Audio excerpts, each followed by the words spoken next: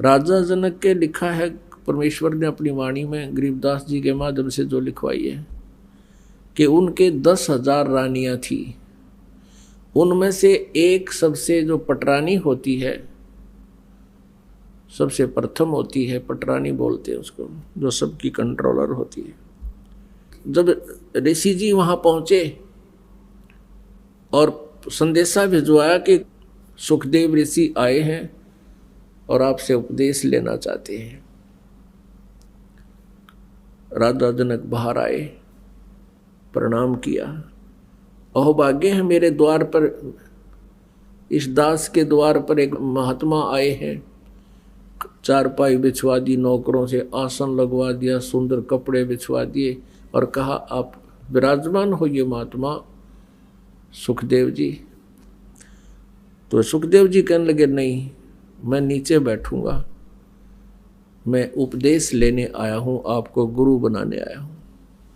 अपने आत्माओं, राजा जनक ने कहा कि सुबह आपको उपदेश दूंगा,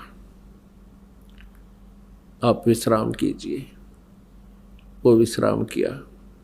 सुबह क्या किया राजा जनक ने, अपनी सबसे बड़ी औरत को, यानी जिसको पटरानी कहा करते थे, उससे कहा कि ऐसे ऐसे एक ऋषि नाम लेने आया है, दीक्षा लेना चाहता है, उसमें अपनी एक सिद्धि की बहुत ज़्यादा प्रभुता मान रहा है, वो सिद्धि पाकर के एक बहुत अभिमानी बन गया है। ऐसे कर एक चूल्हे के ऊपर एक पतीला रख दिया और उसमें अच्छे मोटे मोटे लक्कड़ ला दिए और पानी ऐसे उबाल दिया जैसे चाय का पानी उबाला कर, चाय का। और उसके साथ में ही नहाने के लिए एक पटड़ा डलवा लिया, पटड़ा नान का। और सुखदेव ऋषि को सामने बैठा लिया कि बैठ जा महात्मा, मैं नहा लूँ, कोई फिर तुझे नाम दूंगा, स्नान कर लेता। वो जो पटरानी थी, वो बड़ी जो औरत थी, सबसे पहली पत्नी थी, वो क्या करती है, राजा जनक बैठ के पाटड़े पे और उधर से वो क्या करती है, उस उबलते हुए जल को लोटे में भर के और राजा जनक के सिर पर चोटी में डाले और हाथ नवावे सारे कमर कमर पर। और वह पानी उबलता न्यू उठा कर राजा जनक के सिर पर डाले और सुखदेव न्यू हो गए। अब उसका न्यू होगी जलेगा, वह जितनी बार भी डाल वो न्यू हो गए कि यो जलेगा।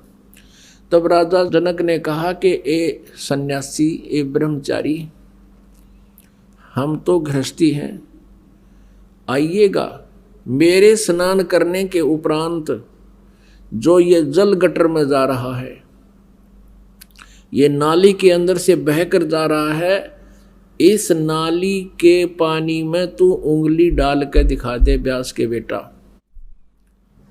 तब मान जाऊंगा तू किसा ब्रह्मचारी है। सुखदेव ने बोला मैं ना करूं इसी गलती, मैं तो उंगली दे दी तो सारे हाथ जल जाए मेरे तय। तो कहते हैं राजा बिहंस देई जब तारी, और कहता मुझे स्नान करावे एक नारी, इसके हाथ भी ना जलते, तू अंडी पाक रहा था। तो जैसा भी राजा जनक को ज्ञान था, वो राजा जनक ने अपने उस शिष्य सुखदेव को सुनाया। अपनात्मा परमात्मा का विधान है कि यही राजा जनक सतयुग के अंदर राजा अम्बरीश थे, और उस समय भी राजा अम्बरीश को भी परमात्मा मिले थे, जाकर के ज्ञान समझाया था। लेकिन अन्य ब्राह्मण और ऋषि वो साथ के साथ ये ज्ञान के नाशक साथ ही रहते हैं, उन्होंने उस परमात्मा के विचारों पर उस अम्बरीश ऋषि को विश्वास नहीं होने दिया। उसके बाद फिर वही आत्मा राजा जनक हुई अम्बरीश जी वाली, और फिर परमात्मा उसको फिर मिले थे, बहुत ज्ञान समझा था, लेकिन फिर भी वो अपनी ही साधना ब्राह्मणों से सुनी हुई आधार से ही करते रहे। तब राजा जनक ने उस सुखदेव ऋषि को बहुत ही अच्छी तरह समझाया। अपनात्मा परमात्मा के ज्ञान के आधार से हम इनकी तुलना करते हैं, ये कैसे ऋषि थे। एक सिद्धि को पाकर के ये प्रभु पाक जाते थे, और परमात्मा जी कहते हैं, परमेश्वर कबीर जी कहते हैं कि ये जो सिद्धियां हैं ये जीव की शत्रु हैं। अब थोड़ी सी वार्ता सुनाते हैं जो राजा जनक और सुखदेव की हुई। सुर नर मुनि गण गंधर्व ज्ञानी, सबसे ऊंचा है अभिमानी। अधर विमान चले मन रूपा, गर्भ योगेश्वर ज्ञान स्वरूपा। इंद्री 5 2500 साधी, गर्भ योगेश्वर जोगी बादी। गरीबबादी जोगी बाद कर, विचरा तीनों लोक। सतगुरु जनक विधेहि, बिन वो पावत नाही मोक्ष। सुखदेव कल्प वृक्ष की छाही, जनक विधेहि करे गुरु नाही। जनक बड़ा अक सुखदेव जोगी, 10 सहस रानी रस भोगी। सुखदेव बोले ज्ञान विवेका, हम स्त्री का मुख नहीं देखा। हम हैं गर्भ योनि से न्यारा, ज्ञान खड़ग इंद्री पर हारा। कैसे शीस नमाऊं जाई, जनक विदेही राजा बाई। पुंडरीक नारद मुनि व्यासा, ब्रह्मा विष्णु महेश उपासा। आसन आदर अति अधिकारा, सुखदेव सकल माही सिरदारा। 14 भवन फेरे पल माही, सुखदेव सरवर दूजा नाही। सुर 3300 सहस 88, सुखदेव की सब करें खवासी। वशिष्ठ विश्वामित्र ज्ञानी, कागभूषण कहो परवानी। अब कागभूषण जैसे, विश्वामित्र जैसे, वशिष्ठ जी जैसे महापुरुष वहाँ विद्वान थे स्वर्ग में, तो उन्होंने आपस में विचार करने लगे, बताओ ये नाम नहीं ले रहा, उपदेश नहीं ले रहा, तो इसकी क्या हालत होगी। कागभूषणी ध्यान धर, बहे जो पद परवान। आधीनी अधिकार बिना, सुखदेव मूड अज्ञान। अहंकार भरा पड़ा है, एक सिद्धि पा करके और हवा में उड़ रहा है। तो कागभूषण जी को भी परमात्मा मिले थे कबीर देव जी, उनको बहुत ज्ञान समझा था। उसी आधार से कागभूषण जी कह रहे हैं कि सुखदेव आदि ने बिना आप जीवन नष्ट कर रहे हो, अहंकार भगवान को पसंद नहीं। सनक सनंदन नारद भाई, सुखदेव ज्ञान बहुत समझाई। नारद कौंची मर गुरु की न्या, कहाँ ज्ञान में हो गया ही ना। यहाँ तक तर्क दिया गया सुखदेव को कि जैसे नारद जी ने एक धीमर को गुरु बनाया था, इसकी के बेइज्जती होगी, ना तो 84 लाख योनियों में जाता। अपनात्मा ये आध्यात्मिक ज्ञान है और तत्व ज्ञान है। अब यहाँ एक प्रसंग और आपके हृदय में आवेगा कि जैसे गुरु तो बनाना है, लेकिन गुरु कैसा ही हो, नहीं, गुरु भी पूरा हो। परमेश्वर अपनी अमृतवाणी में कहते हैं पूरे गुरु की सेवा ठाने, पूरे गुरु से बात बने, तत्वदर्शी संत से बात बनेगी। अब ये जैसे आध्यात्मिक ज्ञानहीन प्राणी संत गुरु कहा करते थे, गुरु होना चाहिए चाहे कोई हो। जैसे नारद जी ने एक मछियारे को, झीमर को गुरु बना लिया था, तो आम आदमी इस बात पर सेट हो गया, गुरु बनाना जरूरी है, गुरु बिन मोक्ष हो को नहीं, किसाए हो गुरु बन जा।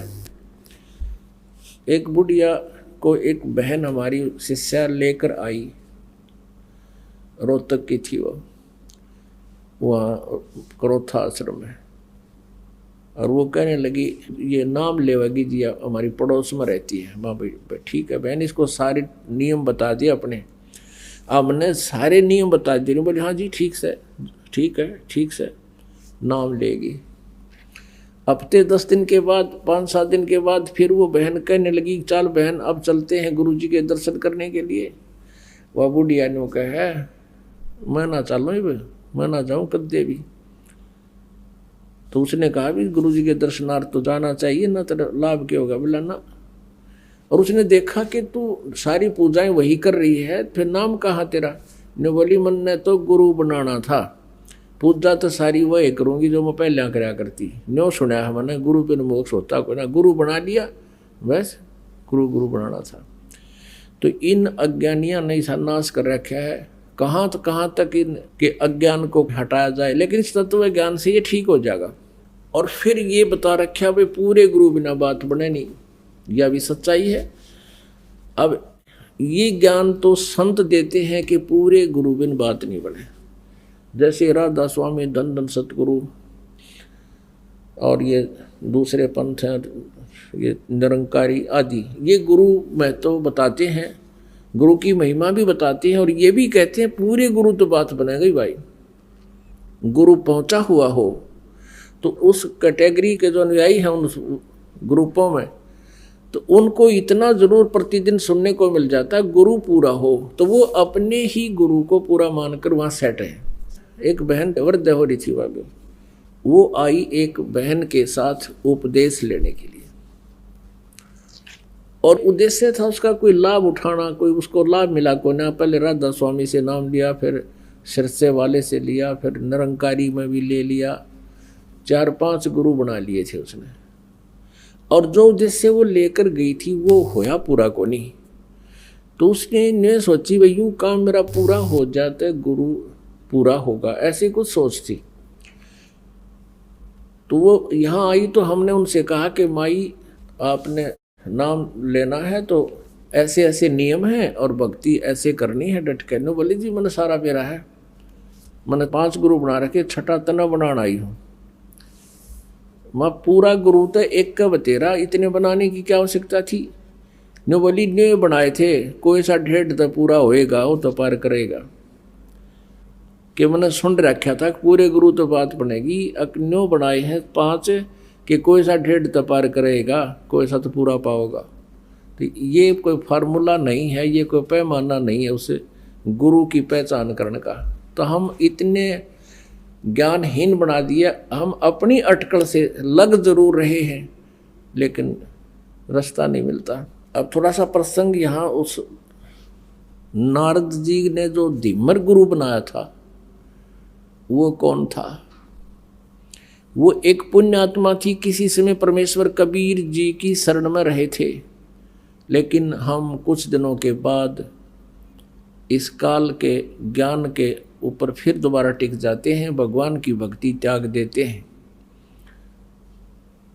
ऐसा ही उस नादान आत्मा ने कर रखा था। फिर यो काल ऐसे कर्म बिगड़वा दिए उस पुण्यात्मा के, ऐसी जगह मछियारों का जन्म दे दिया, और वो मछली पकड़ के लावे और बेचे, उसे तो गुजारा कर, आप भी काट के खावे। अब कहते हैं कबीर कमाई आपनी कदे ना निष्फल जा, 7 समुद्र आडे पड़े मिले अगा हुआ। क्या हुआ कि एक बार वो जिस राज्य में रहता था वहाँ के सभी तालाबों की मछलियाँ उसने पकड़ ली थी, कालू नाम के जीमर ने, वो तो खाली हो लिए थे। उसने देखा कि पड़ोसी राजा एक बहुत धार्मिक व्यक्ति था, उसने सब जगह ये आदेश दे रखा था कि मेरे राज्य में हिंसा नहीं हो, जीव हिंसा नहीं हो, और इस कारण से किसी भी तालाब में कोई मछलियाँ नहीं पकड़ता था। और वो चला गया कालू, उसने देखा सी मोटी मोटी तोरी सी भारा भारा घिया सी कूदे उसके अंदर, उसने सोचा सुबेरा करूँगा काम। उसको ये भी पता था कि राजा ने यहाँ आदेश दे रखा है कि यहाँ प्रतिबंध है, उसने सोचा रात में चोरी करूँगा। अपनी पत्नी से कहकर चला गया कि मैं ऐसे ऐसे जा रहा हूँ उस तालाब पर, और है तो वहाँ खतरे का काम, पर देखी जाएगी, अब रोजगार तो यही है। अब वो पहुंच गया वहाँ तालाब पर। तालाब के आसपास झाड़ बोझड़े भी होते हैं। उसने जाल डाला था सुबह सुबह, वो सुबह का टाइम हो गया 4 बजे, उस गर्मियों के दिन थे, थोड़ी सी सर्दी सी भी थी, इस तरह टाइप का मौसम था। तो उसको सर्दी लगी, तालाब में से निकला, उसने क्या करा, एक अग्नि जला ली हाथ सेकने के लिए। अग्नि जलाई, लकड़ तोड़कर हाथ उठ सेके, और पहले तो उसने देखा कि कोई होगा तो यहाँ आ जाएगा, आग जला लेता हूँ। उसने आग जला दी, देखा कोई नहीं आया, कोई पहरेदार होगा तो होगा भी, कैसे है बातचीत पूछा, कह दूंगा भी राह चलता हूँ, ठंड लग रही है थोड़ी, हाथ सेकूं, थोड़ी थोड़ी सर्दी सी थी। कोई नहीं आया तो उसने जाल डाली थी। उधर से उसी नगरी का राजा, उस क्षेत्र का राजा हाथी पर सवार हो गए और उसी के साथ साथ से रास्ता था, दूसरे शहर में जा रहा था और एकदम मोड़ मुड़ता था। उस मोड़ के मुड़ते ही राजा का पूरा काफिला एकदम बाहर आया और उसकी नज़र पड़ी, वो सारा ही 4 किले का फैसला था मोड़ का। एकदम घबरा गया वो कालू जी मर कि भाई आज तो बात बिगड़ेगी, राजा आ गया, राज तेरी सजाए मौत होगी, तेने कानून तोड़ दिया। वो डर गया। उसने क्या कर रखा था, एक लंगोट पहन रखा था शरीर पर, बस पानी में बढ़ने की तैयारी थी। तो उसने, और ऊपर बड़े बड़े बाल थे, दाढ़ी थी। उसने और कोई बात ना सूझी बचाओ की, जो राख लकड़ी जला रखी थी वो राख थी। उस राख को सारे शरीर पर, मुंह पर सारे ला के और वहीं बैठ गया। वो धुआं सा बना हुआ था, थोड़ी थोड़ी आग सलग रही थी, साधु रूप बना के बैठ गया। वो राजा था धार्मिक, उसने देखा महात्मा बैठा है, वहीं काफिला रखवा लिया। अगरों को हाथी से नीचे उतारो, अंबारी वो लगा दी पड़ी थी, वो नीचे उतार दिया। और वो आंखें खोल कर देखा कि ले भाई मर गया आज तो, आधी आधी खोल और फिर बंद कर लेगा, आज मर गया, भी तो आ गया तेरी तरफ।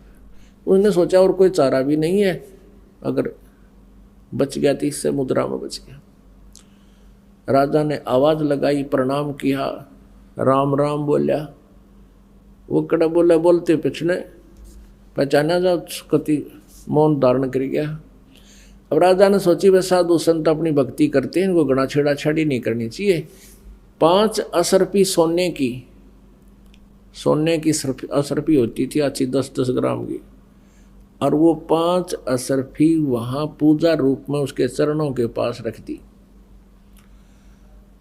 राजा थोड़ी देर बैठा, प्रणाम करके चल पड़ा। उधर से उसके डरते की, क्योंकि पिछले संस्कार अच्छे थे, उसका वो समाधिस्थ हो गया और ऊपर स्वप्न सा देख रहा है। उधर से उसकी पत्नी को चिंता हुई कि आया नहीं, दिन के 10 बज गए। वो चली करते हैं जिस सरोवर का वो कह के गया था, वहीं जाकर देखा तो क्या कर रहा है, साधु बना बैठा। और उसकी पत्नी ने पहले तो उसको आवाज लगाई कि तू मर रहे गाड़ा कित बैठा है, चाल जल्दी करने, कोई अड़ा आ गया, यहाँ आ गया तुझे पकड़ देगा। हो ना उठिया तो उसके एक मारा कड़म थप्पड़ के खड़ा हो ले। तो उसने नो कहा, मैं तो आज आया था जी, आज आया था जी। उसने सोचा ये राजा के सर्वेंट आगे की तय, नो कहा जी मैं तो आज पहली बार आया था। उसने देखा उसकी पत्नी अपनी पत्नी से कहने लगे, वो राजा कहाँ गया। उसकी पत्नी बोली, राजा कौन था। राजा आया था यहाँ से। वो बोली, राजा आता तेने छोड़ देता। फिर उसने देखा 5 असरफी रखी है। अब देखो कैसे परिवर्तन आता है। अब उसने नो सोच ली कि हे भगवान, हे परमात्मा, तेरे नाम पर मैंने तो नाटक सा कराया था, एक नकली स्वांग भरा था आपकी शरण का, और इतना ही मैं अपनी इतनी हमें सुरक्षा भी दे दी, मेरी जान भी बख्श दी, ये 5 असरफी दे दी। मैं 10 साल भी इतनी कमाई नहीं कर सकता जो आपने मेरे पास रखवा दी। उसी दिन से बैराग हो गया कि हे परमात्मा, तेरे नाम में, तेरी शरण में इतनी शक्ति, इतना सुख। अपनी पत्नी से कह दिया कि ले, ये तेरी 10 साल की 20 साल की कमाई है यार, ले जा तू, और मैं आज के बाद मछली पकड़ू को नहीं। घर चले गए। उसकी पत्नी बोली, काम करे बिना नहीं सरया करता, जा वो दे दे जाड़ हाथ में, वो बांध दे रोटी 4 उसके। और वो चल पड़े, बैठ के जंगल में खा कर रोटी, अन्नो देखा ये भगवान, नो क्या करें, गुरु बिन मोक्ष नहीं होता। ये परमात्मा, गुरु बिन मोक्ष नहीं होता। कोई संत मिले, संतों के पास जावे, उनसे पूछा ताछी करे। तो फिर एक दिन परमेश्वर कहते हैं, इस आत्मा की प्रत्येक रिक्वायरमेंट को सब परमात्मा पूर्ण ही पूरा करता है। जो तीनों लोकों में प्रवेश करके सबका धारण पोषण करता है। परमेश्वर आगे एक साथ 2 रूप बना के कबीर देव जी, और उससे कहा कि भाई भगत कैसे बैठा है कि महाराज जी मैं भक्ति करूँ हूँ। परमात्मा ने कहा भाई गुरु बिन बात तो ना बनाया, गुरु तो होना चाहिए। कहा जी गुरु तो होना चाहिए, आप बन जाओ मेरे गुरु जी। कहा भाई ठीक है मैं बता देता हूँ, नाम ले, भक्ति कर, ऐसे ऐसे करना, ये करना, ऐसे नहीं करना। अब उसने करी डट का साधना और कुछ ही दिनों में उसको काफी उपलब्धि होगी। उधर से वो जो गुरु था, अब उधर नारद जी को एक ऐसी समस्या पैदा हो गई थी। उसको कहा गया था कि आज सवेरे तू जावे और उसको गुरु बना ले, जब तेरा कल्याण होगा। तो सवेरे सवेरे वो जा रहा था किसी घाट के स्नान करने के लिए, आगे से वो कालू झीमर मिल गया उसने। तो उसको उन्होंने गुरु बना लिया। उस कालू झीमर ने उसको बताया कि ये नाम जाप कर ऋषि जी, जब तेरा कल्याण होगा। अब कहने का भाव ये है पुण्यात्माओं, हम ये सोचा करते थे कि कालू जो था एक सिंपल सा साधारण आदमी, एक मछियारा था, और उसको नारद जी ने गुरु बना लिया तो भी उसका उस सत्र का कल्याण हो गया। अब उस समय वो कालू झिमर नहीं था, उसने सारी बुराई छोड़ दी थी, वो संत बन गया था। लेकिन हम फिर भी वो फीत उतारते नहीं उसको फिर भी धीमर कहा करते थे, झीमर कहा करते, जबकि वो परम संत हो गए थे। तो अब ये शंकाएं सारी समाप्त करनी पड़ेंगी कि किसी भी गुरु से नाम लेने से काम नहीं बनेगा। वो गुरु भी उस सत्र का हो जिस सत्र की हम साधना करना चाहते हैं। तो क्या बताते हैं, अब नारद जी की भी समस्या ये आ गई थी, वह झीमर को गुरु बनाऊं। तब उन्होंने समझा था कि अपना कल्याण करा लेना, तेरी बिरान मिट्टी हो जाएगी। तब नारद जी ने भी उस झीमर को गुरु बनाया था, फिर उसका कल्याण हो गया तो फिर वो खुशी मनाता है। अब यहाँ उसी पॉइंट को कहते हैं कि नारद ने झीमर गुरु की ना, और कहाँ ज्ञान में हो गया ही ना। इसकी के बेइज्जती हो गई, अपना काम करा लिया, अपना भक्ति कर ली, और नहीं तो 84 लाख योनियों में नारद जी चले जाते हैं।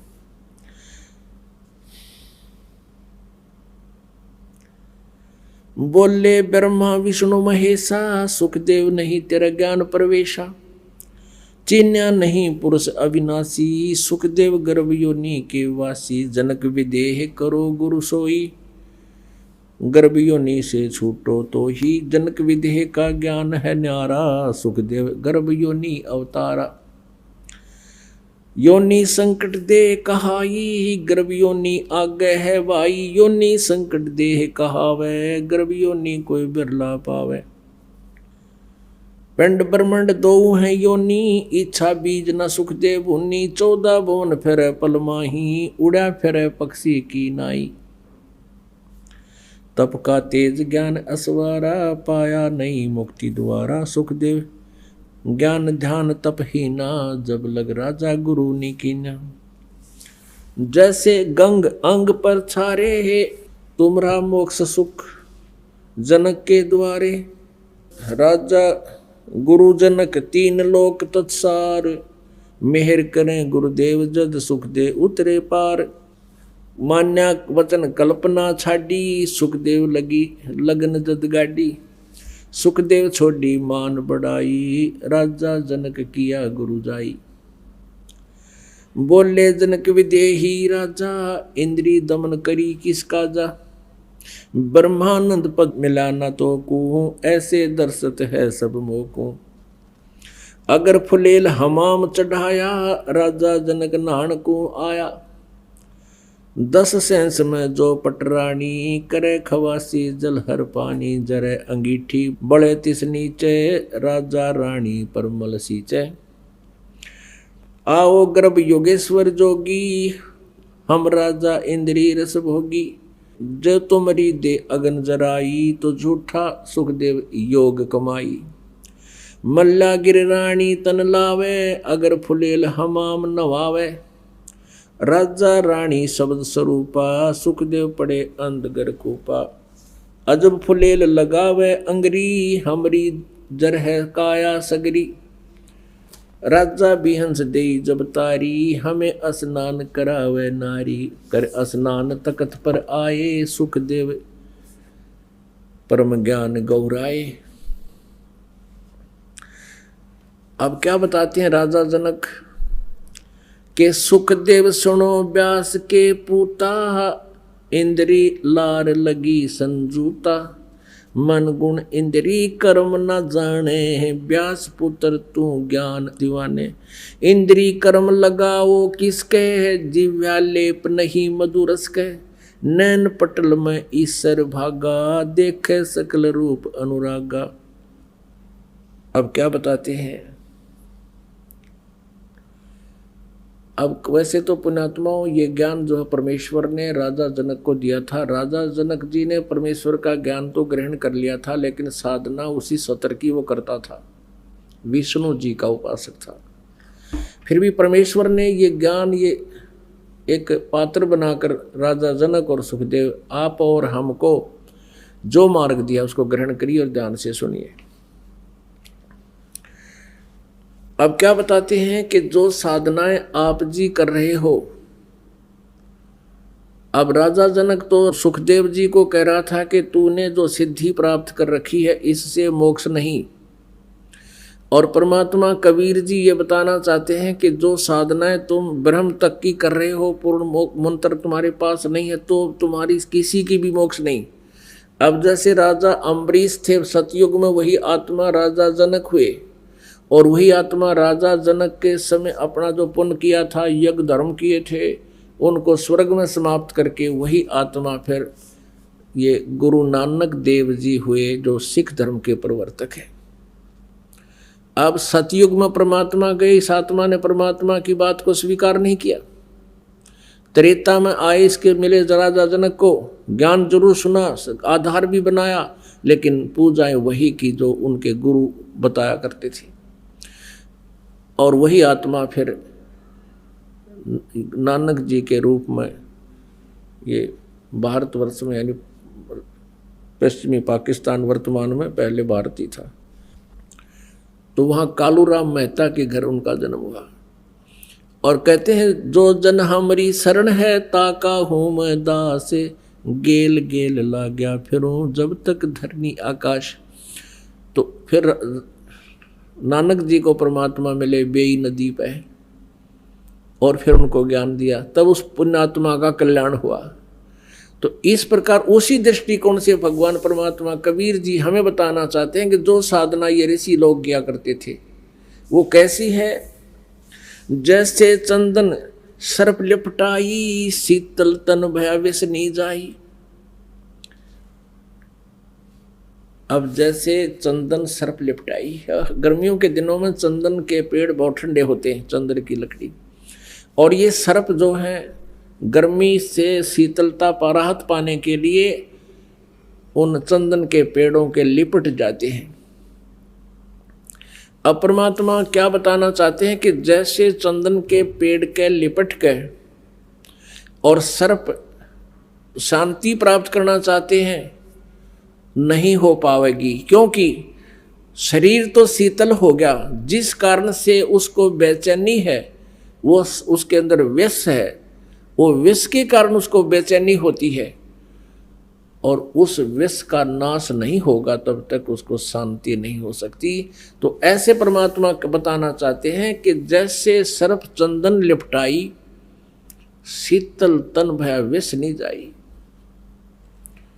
अर्थात उसकी जो कारण है दुख का वो नष्ट नहीं होता। तो कहने का भाव यह है कि जैसे तुम साधनाएं कर रहे हो, इससे तुम्हें ये महसूस हो रहा है कि हम कुछ भक्ति कर रहे हैं, आप संतुष्टि महसूस कर रहे हो, लेकिन जिस कारण से आपको दुख होगा वो पाप कर्मों के कारण, और सत साधना ना मिलने से वो पाप नाश नहीं होते। जब तक वो पाप नाश रूपी विष नाश नहीं होगा तो आप जी को शांति नहीं हो सकती। जो साधनाएं तुम कर रही हो ये तो ऐसी है जैसे सर्प चंदन के लिपट के और महसूस करता है कि मुझे कुछ राहत मिल रही है, लेकिन वो राहत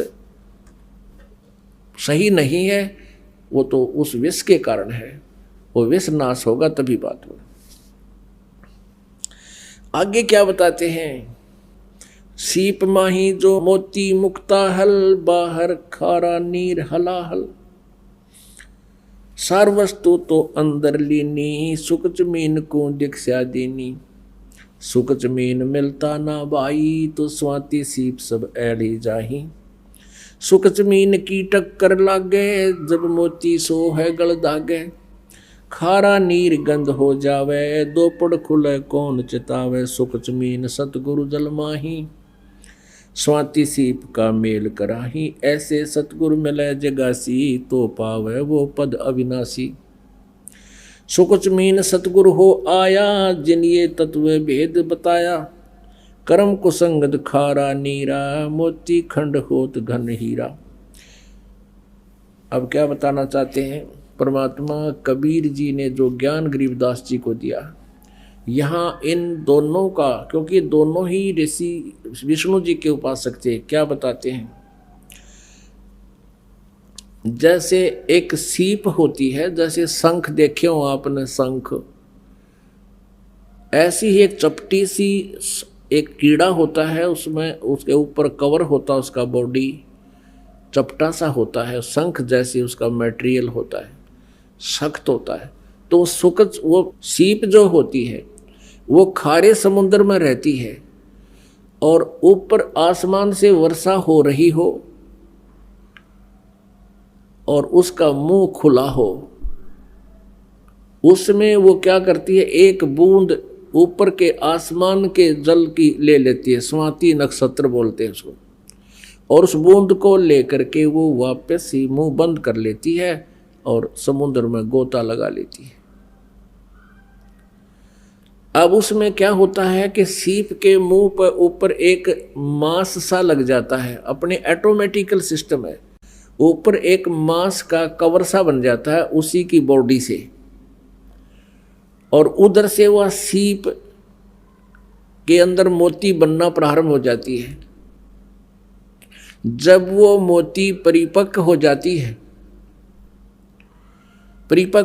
है, तो उस ऊपर के मांस में एक विशेष महक आनी शुरू हो जाती है, जो सीप के मुंह पर कवर बन जाता है। उस मांस में विशेष महक आती है, और एक पतले से मुंह की, बिल्कुल पतले से लंबे से मुंह वाली एक मछली होती है, उसको सुकचमीन कहा संतों ने। तो वो उस महक को आने से, उसको खाने के उद्देश्य से, उस सीप के उस मांस के कवर पर जैसे ऊपर एक छोटा सा कवर सा होता है, उसको खाने के उद्देश्य से ऐसे टक्कर मारती है। टक्कर मारते ही वो खाना खूने तो कुछ है नहीं, वो फूट जाता है, आर पार उसका मुंह निकल जाता है, और वो मोती एकदम समुद्र में गिर जाती है। अब यहाँ इस आध्यात्मिक मार्ग को क्लियर करने के लिए, स्पष्ट करने के लिए कैसे समझाना चाहे कि जैसे आप जी ने उपदेश ले लिया, आपने जैसे सारनाम मिला नहीं, सतनाम तक आपकी भक्ति चल रही है। जैसे पहले ये परमात्मा ने सारनाम सार्वजनिक करने का आदेश नहीं दिया था किसी को, अब इस दास के ऊपर मेहर की है इसको सार्वजनिक करने के लिए। तो इससे पहले जो ये भक्ति करते थे, परमात्मा ने खुद ये एक मंत्र भी ला करके इनको दे दिया था। इन दोनों मंत्रों के जाप से भी मोक्ष नहीं था, इन दोनों मंत्रों के जो सतनाम से भी मोक्ष नहीं था, जब तक ये सारनाम नहीं मिलता। अब क्या बताते हैं कि जैसे सतनाम आपको प्राप्त हुआ, परमात्मा रह रहकर सतनाम दे दिया करते थे, उनको गुप्त रखने का आदेश भी देते थे। सारनाम ना मिलने से क्या होता है कि फिर वो यही काल के जाल में रह जाता है। तो यहाँ क्या बताते हैं कि सुख जमीन मिलता ना भाई, स्वाति सीप सब ऐड़ी जाही। ऐड़ी माने व्यर्थ।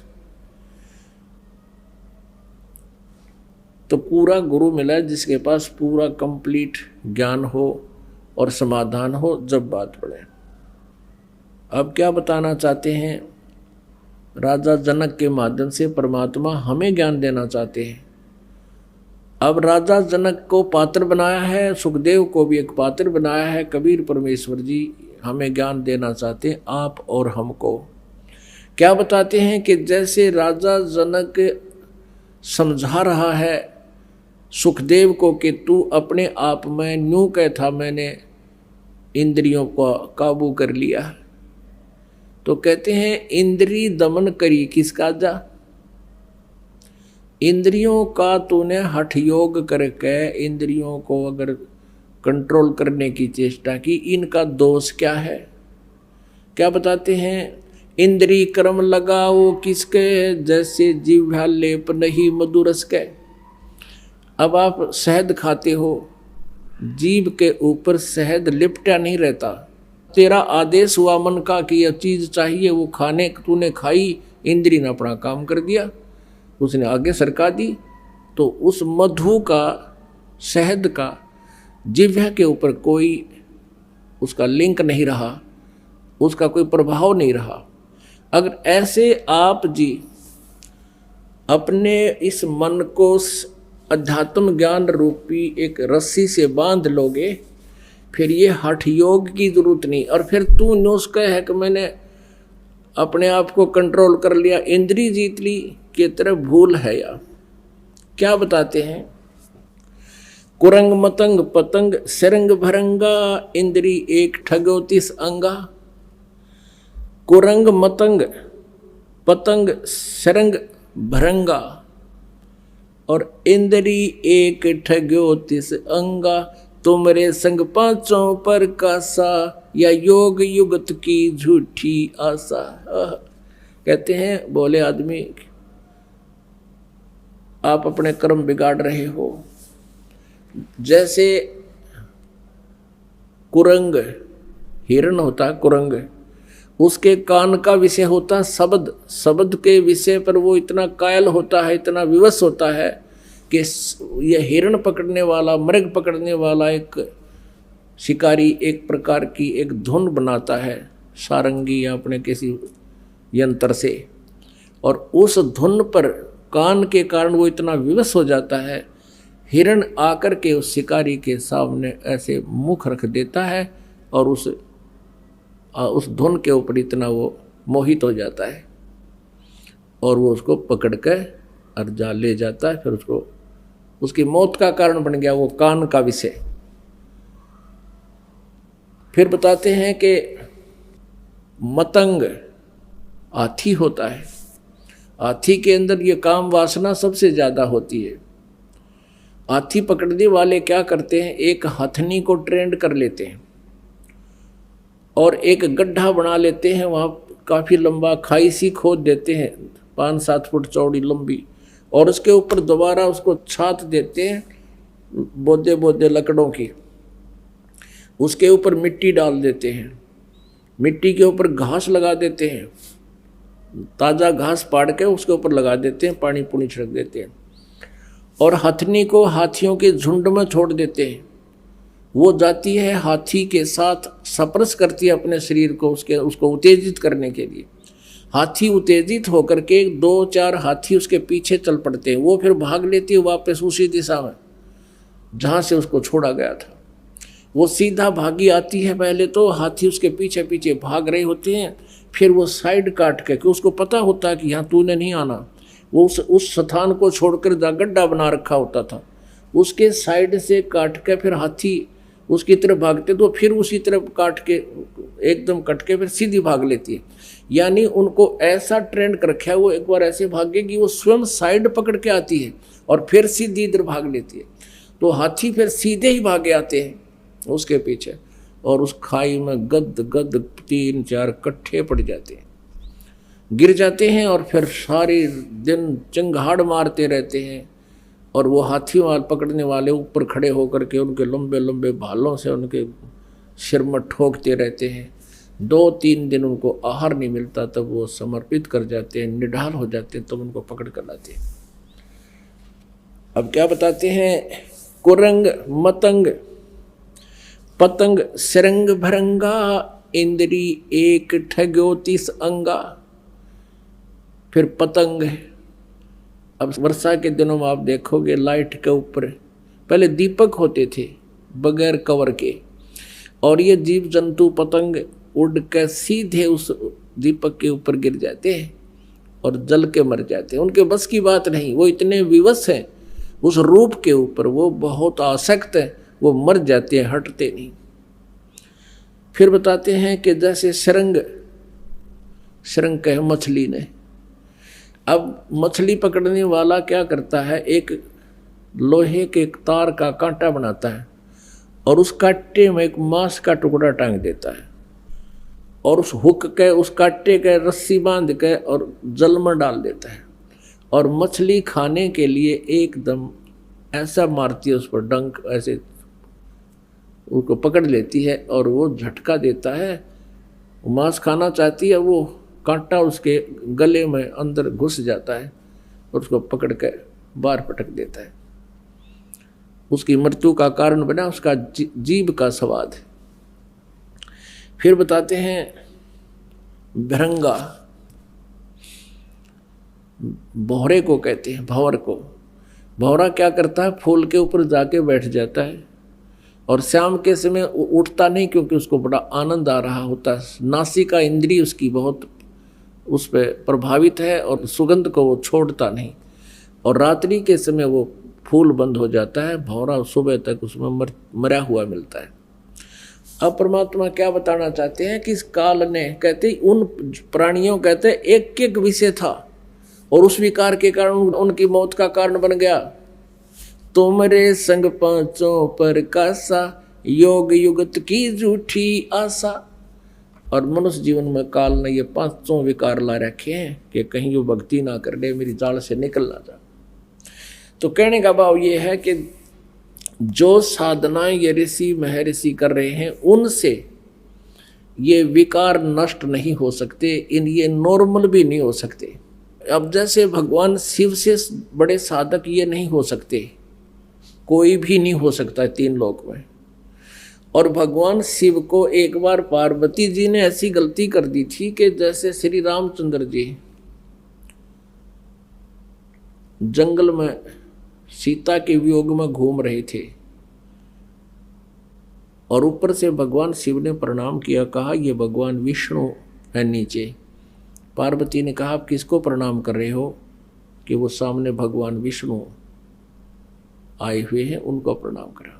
पार्वती कहने लगी मैं तो ना मानूं, भगवान रोए, क्योंकि जब सीता जी का अपहरण हो गया था वो रो रहे थे। मैं तो परीक्षा लूंगी तब मानूंगी ये भगवान है। भगवान शिव ने कहा था परीक्षा मत लेना। जब तो मना कर दिया, लेकिन नजर बचा कर पीछे से धोखा दे करके वो सीता रूप बना के श्री रामचंद्र जी के सामने आ गई। और ये काल के हाथ में है इनकी रिमोट। ये काल जो है 21 ब्रह्मांड का स्वामी ब्रह्म, इनका पिता, ये इनको नचाता है।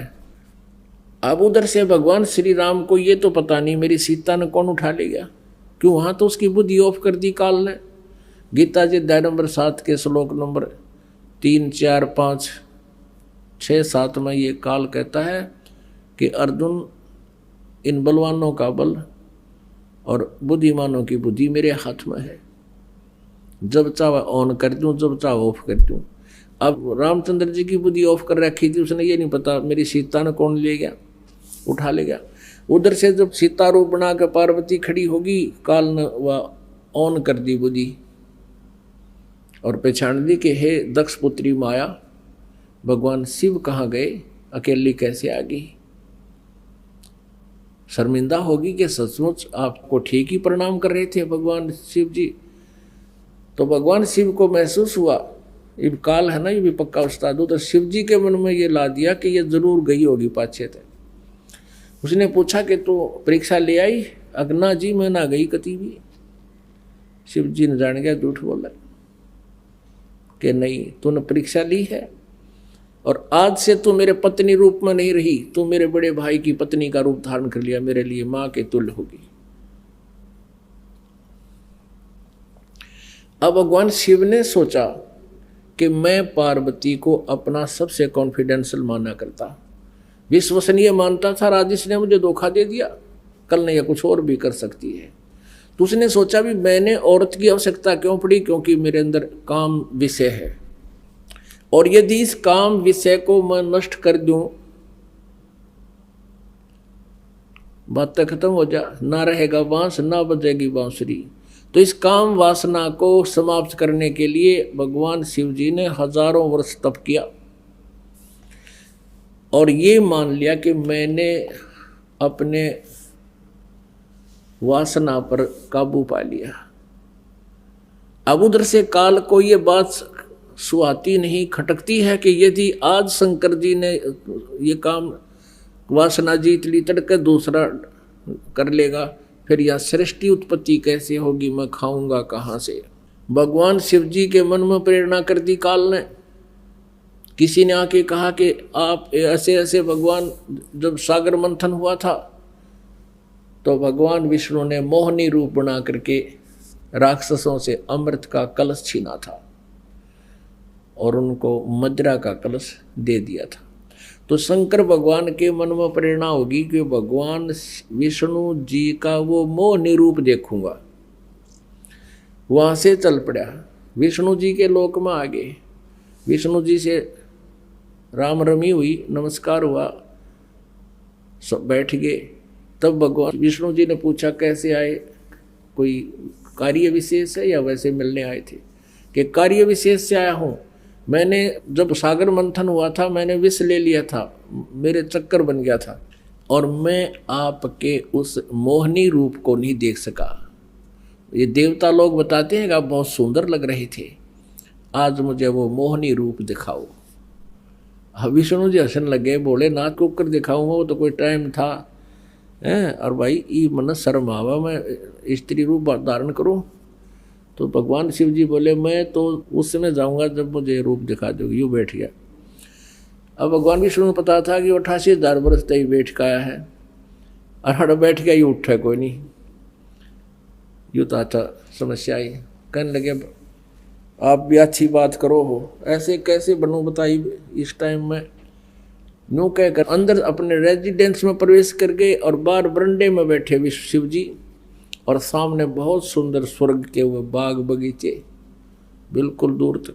उधर से अंतर ध्यान होकर भगवान शिव जी ने एक सुंदर लड़की का रूप धारण करके बाग में अर्धनग्न शरीर पर कपड़े और घूम रहे हैं। भगवान शिव जी ने इधर उधर देखा, विष्णु तो जा रहा है घर अंदर, और तू चल आगे को। अब उस लड़की को पकड़ने के लिए स्पीड खींच दी, लड़की भी आगे को चल पड़ी, और आगे जाके आड़ सी पकड़ते भगवान शिव जी ने हाथ पकड़ लिया। हाथ पकड़ते ही भगवान विष्णु अपने उसी रूप में आ गए, और न्यो बोले जिस तरह तू बॉडी बूझ बना दिया, न्यो बनाए थे मैंने, वह राक्षस बॉडी बूझ न्यो बनाए थे। अपने आत्माओं परमात्मा कहते हैं जैसे अगन काष्ट के माही, है व्यापक पर दिखे नाही, ऐसे काम देव पर चंडा, व्यापक सकल दीप नो खंडा।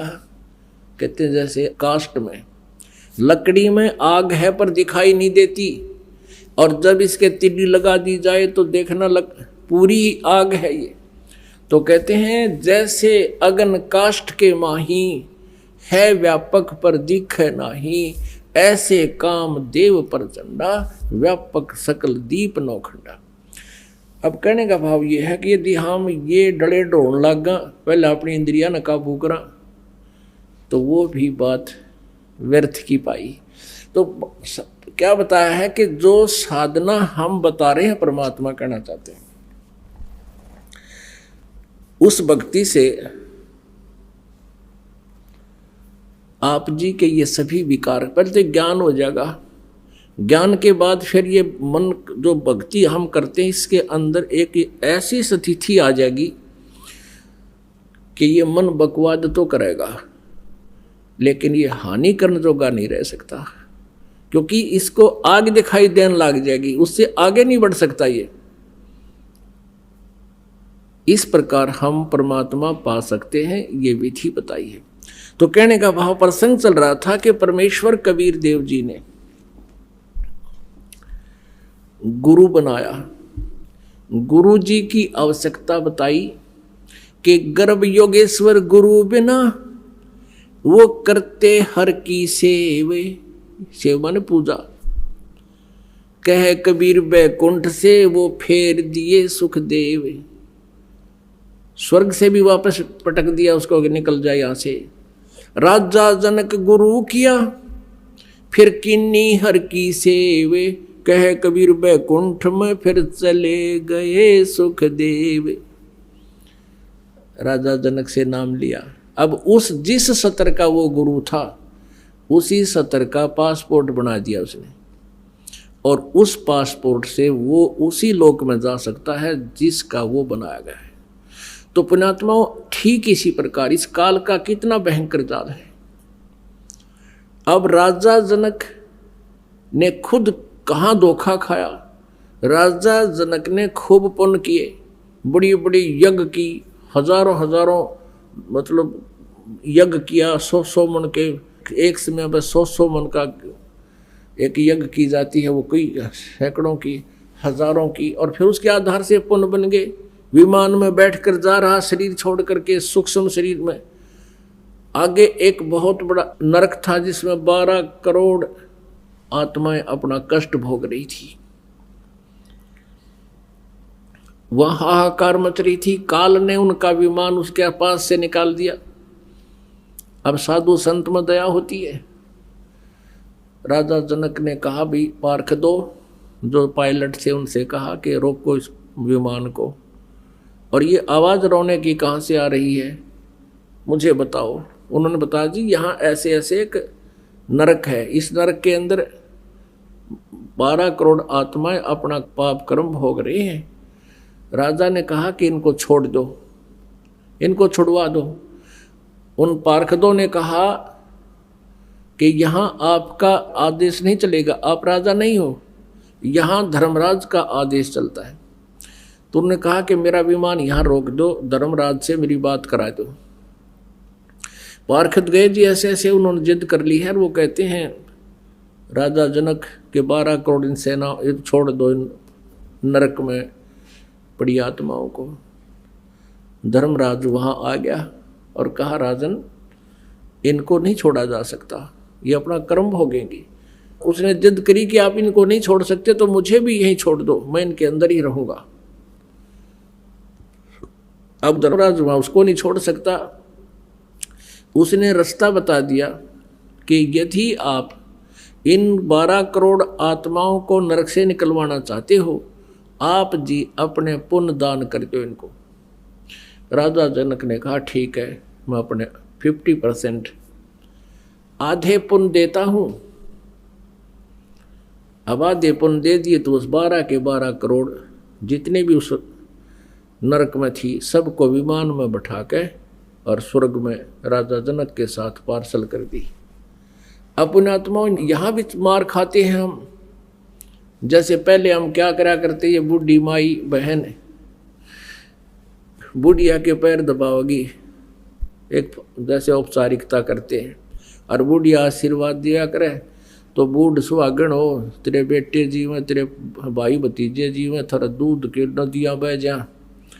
वो बुढ़िया 5-4 आने की तब पर पुछली कमाई के हों, वह उस वहाँ आशीर्वाद में खो दे। और वो तो पहले की बातें थी, अब कलयुग में तो वह भी ना रह रही। हम देखा एक बार एक अपनी पित्तस के पांव दबाव है, पित्तस के, और वो आशीर्वाद दे, बूढ़ सुहागण हो, तेरे भाई जीवे, तेरे भतीजे जीवे, तेरे बालक जीवे, सदा तो तेरा पति लंबी उम्र का हो। और थोड़ी सी देर घंटे के पाछा उनकी पता नहीं के बात पर बिगड़ गई। वह बुढ़िया ने होगा तेरे मरियो भाई है, डांड तने न्यों कर दिया। हाँ, वो पहले तो आशीर्वाद दे के और फिर वो बददुआ देगा, दोनों तरफ तो कर्म फोड़ लिए नालायक ने। तो राजा जनक यु काल का यु दाव है कि न एक टायर में तो दूसरे टायर में हवा गालने जा, दोनों कंडम हो जाए। और यहाँ परमात्मा का तरीका है कि आपको सबको पंप दे दिया, इस नाम की भक्ति का। आप भी अपनी हवा भरो, यानी भक्ति कमाई करो, और अपने बच्चा ने भी लाओ, और सबको अलग से विधि बता दी जाती है, अपने कर्म बनाओ और चलो सतलोक में। तो वहाँ 50% अपने पुण्य दे दिए उन 12 करोड़ को, और सारे स्वर्ग में पहुंच गए। राजा जनक बड़ा खुश हुआ, वाह वाह होगी पूरे स्वर्ग में। वो राजा जनक ने 12 करोड़ की बंद छुटवा दी। अब कितनी की बंद छुटवा दी?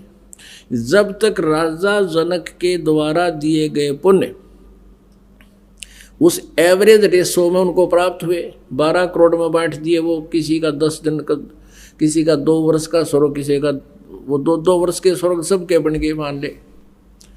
तो 2 वर्ष तो वो स्वर्ग में रहेंगे, उसके बाद फिर नरक में, क्योंकि वो पाप तो न्यो के न्यो रह गए उसके।